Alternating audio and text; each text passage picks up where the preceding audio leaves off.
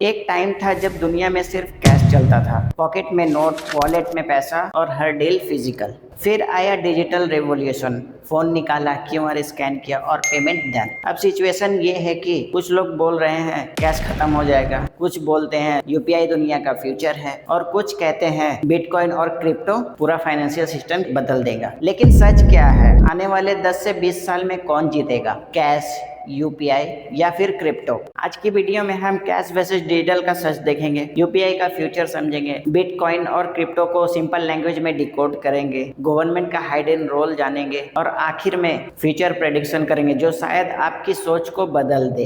अगर वीडियो पसंद आए तो एक प्यारा सा लाइक कर देना और सब्सक्राइब करना मत भूलना। तो चलिए शुरू करते हैं आज का हमारा वीडियो बिना टाइम वेस्ट किए। सबसे पहले एक बेसिक सवाल, मनी होता क्या है? सिंपल लैंग्वेज में मनी एक ट्रस्ट सिस्टम है। अगर सब लोग मान ले कि ये चीज वैल्यूएबल है तो वो मनी बन जाती है। पहले क्या होता था?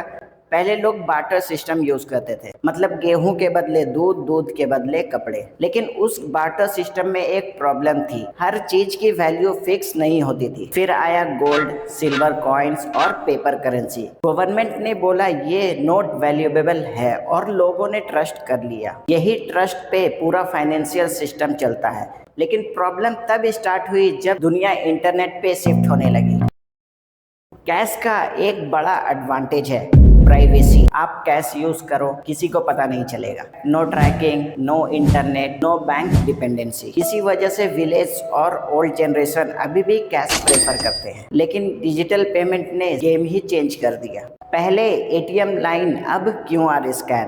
पहले वॉलेट, अब मोबाइल ऐप। पहले वेटिंग, अब इंस्टेंट ट्रांसफर। इंडिया में डिजिटल रेवोल्यूशन का सबसे बड़ा रीजन बना UPI. National payments corporation of India ने यूपीआई सिस्टम लॉन्च किया और फिर फोन पे, गूगल पे, पेटीएम जैसे एप्स ने पेमेंट्स को सुपर इजी बना दिया। यूपीआई ट्रांजैक्शंस जीरो फी है, इसलिए शॉपकीपर ने क्विकली एक्सेप्ट कर लिया। यूपीआई पेमेंट इतना फास्ट है कि सिर्फ फ्यू सेकेंड्स में ही एक्सेप्ट हो जाता है। सिर्फ मोबाइल नंबर या क्यूआर स्कैन करके आप पेमेंट सक्सेसफुल कर सकते हो। और गवर्नमेंट ने भी इस सिस्टम को एग्रेसिवली पुश किया ताकि इंडिया को डिजिटल बनाया जा सके। लेकिन डिजिटल पेमेंट्स का डार्क साइड भी है। आपका हर ट्रांजैक्शन रिकॉर्ड होता है। आप क्या खरीदते हो, कब खरीदते हो, कितना स्पेंड करते हो, सब डाटा स्टोर होता है। और इसके बहुत सारे साइबर फ्रॉड भी है, OTP scam, fake links, UPI fraud. Daily लोगों का पैसा उड़ रहा है। इसलिए यूपीआई जितना डिजिटल है उतना ही डेंजरस भी है। इसलिए आप सोच समझ कर यूज करें और अपना पासवर्ड वगैरह, ओटीपी किसी के साथ शेयर ना करें ताकि आप इस फ्रॉड से बचे रहें। अगर पूरा सिस्टम डिजिटल हो गया तो थियोरेटिकली गवर्नमेंट या बैंक ट्रांजैक्शंस कंट्रोल कर सकते हैं। तो हमेशा याद रखें, कैश में फ्रीडम ज्यादा है, डिजिटल में कन्वीनियंस ज्यादा। अब सवाल, क्या यूपीआई फ्यूचर है? तो इसका जवाब है यस, लेकिन पूरा आंसर बहुत इंटरेस्टिंग है। इंडिया का यूपीआई मॉडल अब दूसरे कंट्रीज भी देख रहे हैं। क्यों?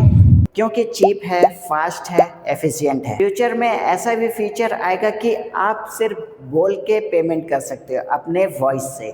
एआई आपका स्पेंडिंग पैटर्न समझेगा, आपका फेस ही आपका वॉलेट बन सकता है। लेकिन आपके मन में सवाल आ रहा होगा, अगर सब कुछ डिजिटल हो गया तो फिर प्राइवेसी का क्या? इस क्वेश्चन पे मैं किसी और दिन वीडियो बना दूंगा। मैं फिलहाल वीडियो को लंबा नहीं करना चाहता। अगर आपको इसके बारे में डिटेल्स में जानना है तो एक प्यारा सा लाइक और सब्सक्राइब का बटन दबा देना। फ्यूचर में कैश कम हो जाएगा लेकिन कंप्लीटली डिसअपियर होना डिफिकल्ट है। अब आते हैं सबसे कंट्रोवर्शियल टॉपिक पे, क्रिप्टो। बिटकॉइन एक डिजिटल करेंसी है लेकिन नॉर्मल डिजिटल पेमेंट से डिफरेंट। और सबसे बड़ा डिफरेंस है यूपीआई में बैंक होता है, बिटकॉइन में कोई सेंट्रल बैंक नहीं होता, मतलब फुल फ्रीडम है। लेकिन रिस्क भी बहुत ज्यादा होता है। इमेजिन करो एक नोटबुक है जिसपे हर ट्रांजैक्शंस लिखा जा रहा है और उस नोटबुक की कॉपीज दुनिया भर के थाउजेंड्स कंप्यूटर्स पे है। इस सिस्टम को बोलते हैं ब्लॉकचेन। बिटकॉइन दुनिया की फर्स्ट मेजर क्रिप्टो करेंसी मानी जाती है। Blockchain basically digital public record book है। बिटकॉइन स्पेशल इसलिए है क्योंकि सिर्फ 21 मिलियन बिटकॉइन बनेंगे और इसे कोई सिंगल गवर्नमेंट कंट्रोल नहीं करती। क्रिप्टो एक ग्लोबल करेंसी है, वर्ल्ड में कहीं भी ट्रांसफर। कुछ लोग बिटकॉइन को डिजिटल गोल्ड बोलते हैं, लेकिन क्रिप्टो डेंजरस भी हो सकता है। आज प्रॉफिट, कल क्रैश। फेक कॉइन्स, रग पुल्स,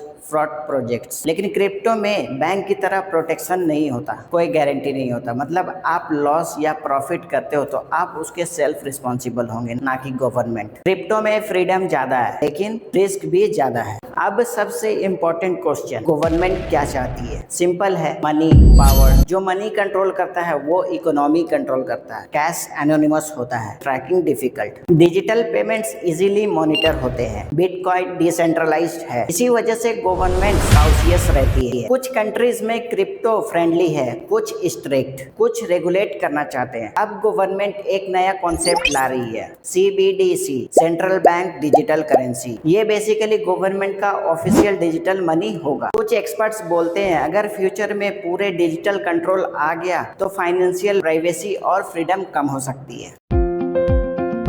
मिलते हैं फिर किसी नेक्स्ट वीडियो में, तब तक के लिए बाय बाय।